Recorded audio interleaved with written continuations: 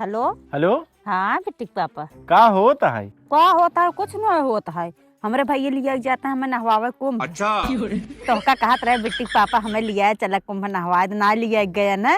हम हमार भैया हमार भाभी तीनों जने जाते हैं जहाजे से नहाए। जहाजे से? तब का बनारस बैठे प्रयागराज में जाए की तरफ। हाँ भाई तुहार भैया बड़वार आदमी यहाँ के है वो कता हुई तो लिया जा सकत है। बड़वा अरतावे के का तोहरिक ने मुँह टूटो है न लिया जाई।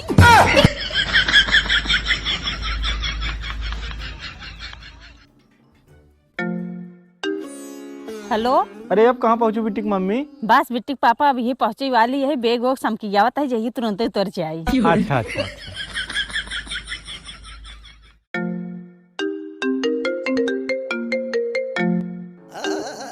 हाँ बिट्टी पापा। हाँ बिटिक मम्मी पहुँचू कि नहीं आई? हाँ बिट्टी पापा वहीं के रूम पर पहुंचे। ये बेग फेंके अब 1 घंटा आराम करब तब जाम नहाए। हाँ तो ठीक वो घूम ले। जब तुहार भैया तुम्हें इतना घुमाते ही हैं 2-4 महीने और घूम ले। और रही बात घरे के तो हम लड़के बच्चा देख लेबे तू आराम से घूम। ठीक बा रखत है। हमें प्रयागराज आए गोबर फेंकता है।